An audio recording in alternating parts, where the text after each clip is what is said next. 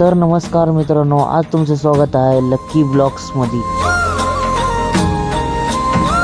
सर्वात आधी आपण पेट्रोल ओतून घेतलं आपल्या गाडीमध्ये, मग लगेच निघलो गावाच्या रस्त्यानं। गावाकडे लगेच पोचलो होतो आपण गावात।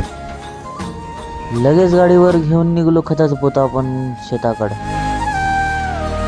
मग लगेच उचललं भाऊनं खांद्यावर पोतं, मग लगेच आणून टाकलं शेतात। सर्व सामान आधी गोळा करून घेतलं आणि सर्वात आधी मिसळून घेतलं भावांना आपल्या खत। मग लगेच भरलं बकेटमध्ये,